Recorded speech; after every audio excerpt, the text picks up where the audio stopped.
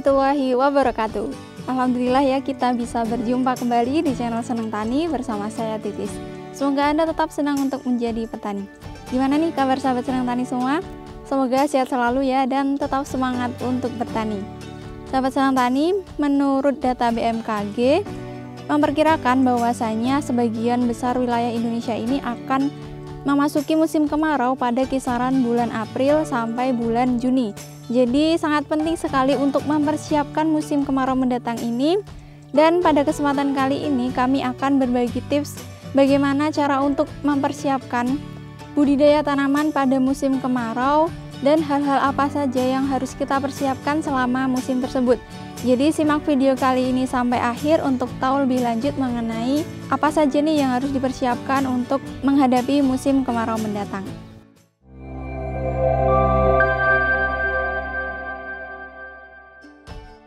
Oke, sahabat Senang Tani semua, pada kesempatan kali ini saya sedang berada di lahan cabai dengan varietas Absolut 69 miliknya Bapak Nano, tepatnya yaitu di Desa Keji, Kecamatan Mudilan, Kabupaten Magelang. Nah, menurut kami lahan ini sangat cocok untuk kita bahas pada kesempatan kali ini, di mana pada kesempatan kali ini kami akan membahas apa saja nih yang harus diperlukan untuk mempersiapkan musim kemarau mendatang. Nah, namun sebelum kita masuk mengenai pembahasan tersebut, saya akan menjelaskan terlebih dahulu kondisi dari lahan ini. Jadi lahan ini merupakan lahan bekas dan ini sudah kedua kalinya ditanami dengan cabai rawit, dan kebetulan saat ini ditanami dengan cabai rawit Absolut 69 pada lubang tanam bagian dalam, kemudian lubang tanam bagian luarnya ini ditanami dengan cabai merah keriting. Nah, jadi untuk cabai merah keritingnya ini jarak tanamnya adalah sekitar 50 cm. Kemudian di bagian dalam ini ada lubang tanam untuk cabai rawit dengan jarak sekitar 1 meter. Dan jumlah tanaman di sini ada sekitar 1.200 tanaman. Kemudian petani pemilik lahan juga sudah mengatakan kepada kami bahwasanya untuk hasil dari cabai rawit Absolut 69 ini kemarin terakhir mendapatkan sekitar 70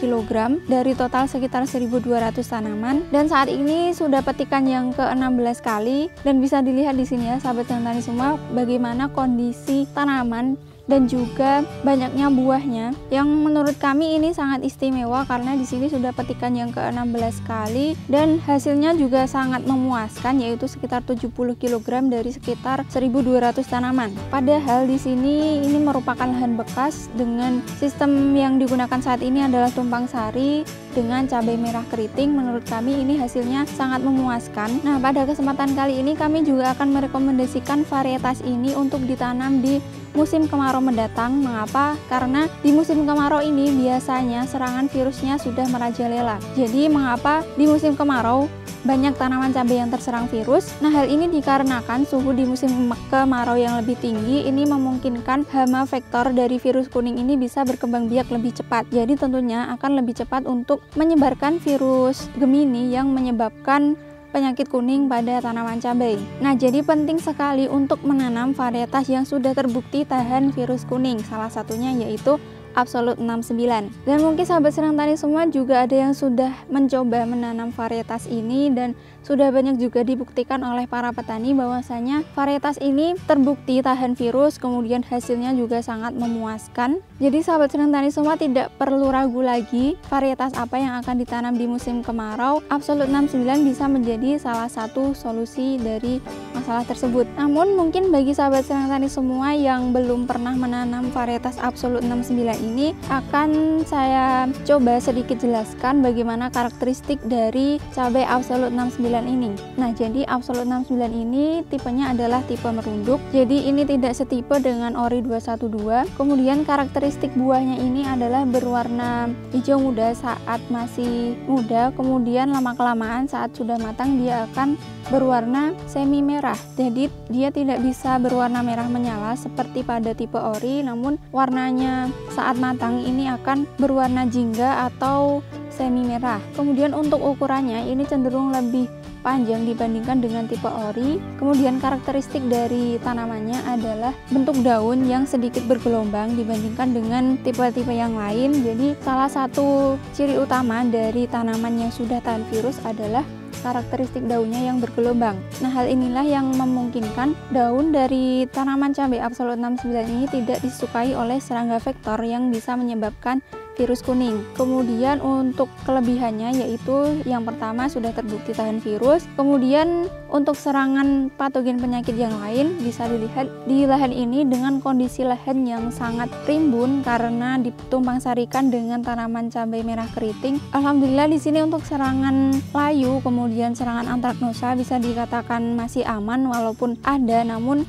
dengan kondisi lahan yang seperti ini bisa dikatakan masih sangat aman. Kemudian selain itu kelebihannya yang lain adalah buahnya yang sangat lebat, jadi setiap ruasnya ini bisa tumbuh 1-2 buah. Kemudian bakal buahnya juga banyak, jadi memungkinkan untuk bisa dipanen secara terus-menerus. Jadi memungkinkan untuk bisa dipanen secara berulang kali. Dan keunggulannya tersebut sudah dibuktikan oleh Pak Nano di sini. Beliau merasa sangat puas dengan varietas ini karena buahnya yang sangat lebat, kemudian sudah terbukti juga tahan virus. Padahal di wilayah ini bisa dikatakan wilayah yang sudah endemik virus, jadi sudah banyak sekali yang terserang oleh virus kuning. Namun alhamdulillah di lahan ini karena ditanam varietas Absolute 69, petani pemilik lahannya merasa sangat puas karena bebas dari serangan virus dan hasilnya juga sangat memuaskan. Nah, kemudian selain varietas yang sudah terbukti tahan virus, beberapa hal yang perlu dipersiapkan untuk menghadapi musim kemarau adalah yang pertama mengenai pemupukan. Nah, jadi untuk musim kemarau ini sebaiknya kita cukupkan asupan unsur nitrogen untuk tanaman cabai. Mengapa? Karena di musim kemarau otomatis tidak ada hujan yang bisa memasok asupan unsur nitrogen di dalam tanah. Jadi kita perlu membantu tanaman ini untuk menyediakan unsur nitrogen yang ada di dalam tanah supaya pertumbuhan tanaman pun bisa tetap optimal. Namun untuk penggunaan unsur nitrogen ini juga perlu diperhatikan, harus disesuaikan dengan dosis anjuran, jadi tidak boleh secara berlebihan. Kemudian yang kedua adalah sahabat tani semua perlu untuk mengaplikasikan asam humat. Mengapa? Karena di musim kemarau ini otomatis pasokan airnya cenderung lebih sedikit, jadi tentunya kita harus membantu tanah ini untuk tetap bisa mengikat air secara optimal, jadi air bisa tetap tersedia untuk tanaman cabai ini. Nah, jadi dengan pengaplikasian asam humat ini dia mampu membantu tanah untuk mengikat air lebih banyak, jadi dia mampu meningkatkan kemampuan tanah untuk mengikat air supaya nantinya air tersebut tetap tersedia di tanah, jadi tetap bisa diserap oleh tanaman. Nah, saat ini sudah banyak sekali beredar pupuk-pupuk yang mengandung asam humat, salah satunya yaitu Power Soil. Jadi sahabat tani semua bisa mempersiapkan hal tersebut. Kemudian selain asam humat, sahabat tani semua juga bisa mengaplikasikan jamur mikoriza. Mengapa? Karena mikoriza ini nantinya bisa membantu akar untuk bisa menyerap air dan juga nutrisi dari dalam tanah secara optimal. Selain itu, mikoriza ini juga berasosiasi dengan akar, di mana nantinya akan bisa meningkatkan pertumbuhan serabut akar sehingga otomatis penyerapan air dan juga nutrisi di dalam tanah ini lebih optimal untuk pertumbuhan tanaman. Selain itu, mikoriza ini juga bisa memacu pembentukan hormon pada tanaman seperti auksin dan giberelin, di mana ini juga bisa membantu memacu pertumbuhan tanaman seperti pembentukan serabut akar, kemudian pembentukan organ-organ baru yang lain. Jadi aplikasi jamur mikoriza ini sangat bermanfaat untuk tanaman, dan selain itu pengaplikasian mikoriza ini juga bisa meningkatkan ketahanan tanaman terhadap serangan patogen penyakit, karena jika tanaman ini sudah optimal pertumbuhannya, sudah optimal penyerapan air dan juga nutrisinya, tentunya pertumbuhannya akan semakin optimal, jadi metabolisme tubuhnya bisa terbentuk secara alami dan otomatis bisa lebih tahan terhadap serangan patogen penyakit. Nah, kemudian beberapa kendala yang biasanya terjadi di musim kemarau adalah serangan hama. Jadi sahabat tani semua mungkin juga perlu untuk mempersiapkan insektisida dengan bahan aktif imidacloprid ataupun abamectin yang bisa untuk mengendalikan serangan hama seperti trip, kemudian kutu kebul, tungau, dan lain-lain, yang dimana hama-hama ini selain bisa menyerang daun, kemudian menyerap air di dalam daun, selain itu juga bisa menyebarkan virus kuning yang tentunya ini bisa menghambat pertumbuhan tanaman dan juga menurunkan hasil dari tanaman tersebut. Jadi sahabat tani semua perlu perlu untuk mempersiapkan insektisida tersebut. Dan untuk insektisida dengan bahan aktif abamectin kami ada rekomendasi yaitu Triton Plus 36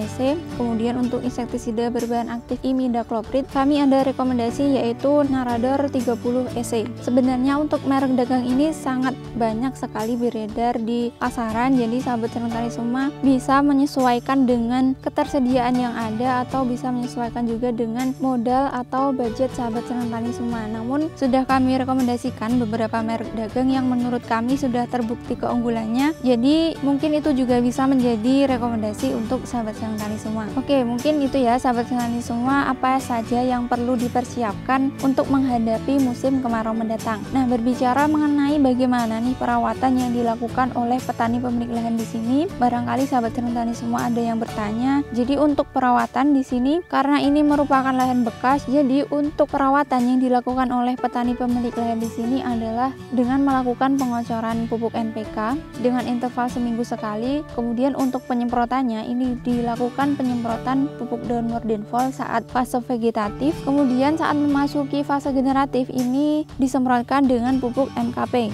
Jadi untuk perawatan di sini terbilang sangat sederhana. Kemudian dilakukan juga penyempraian fungisida dan juga insektisida dengan interval seminggu 2 kali.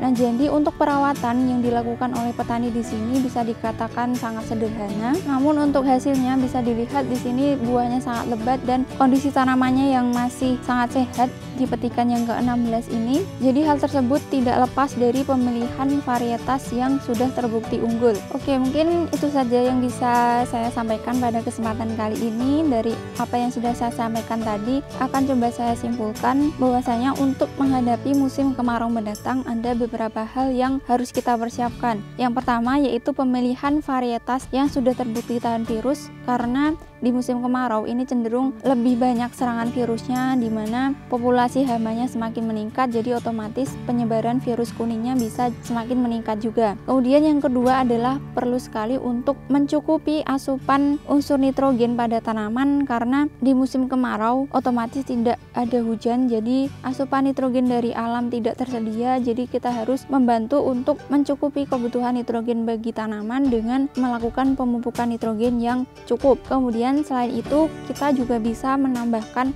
asam humat, karena dengan pengaplikasian asam humat ini akan bisa membantu tanah untuk bisa meningkatkan daya ikatnya terhadap air sehingga air tersebut bisa tetap tersedia untuk tanaman. Selain itu asam humat ini juga memiliki banyak sekali manfaat dalam hal pembenahan tanah, jadi otomatis jika tanahnya ini sudah optimal untuk pertumbuhan tanaman, maka tanaman ini juga bisa tumbuh secara optimal. Kemudian selain asam humat, sahabat Senang Tani semua juga bisa mengaplikasikan jamur mikorizа. Mengapa? Karena mikorizа ini bisa berasosiasi dengan akar, di mana nantinya akan bisa meningkatkan pertumbuhan serabut akar sehingga penyerapan air dan juga nutrisi untuk tanaman ini jauh lebih optimal. Selain itu, mikorizа ini juga bisa memacu pembentukan hormon-hormon tumbuh pada tanaman sehingga bisa lebih memacu pertumbuhan organ pada tanaman. Jadi intinya adalah bisa membuat tanaman ini lebih subur sehingga nantinya metabolisme tanaman bisa berjalan dengan lancar dan otomatis kekebalan tubuh tanaman juga bisa terbentuk secara alami. Jadi tanaman tidak mudah terserang oleh patogen penyakit. Kemudian selain itu, sahabat Senang Tani semua juga perlu untuk mempersiapkan insektisida, karena di musim kemarau ini biasanya serangan hamanya cenderung meningkat, dan beberapa hama yang populasinya ini bisa meningkat di musim kemarau adalah hama kutu-kutuan seperti thrips, kemudian aphids, kutu kebul, dan lain-lain yang dimana hama-hama ini bisa menyebarkan virus kuning.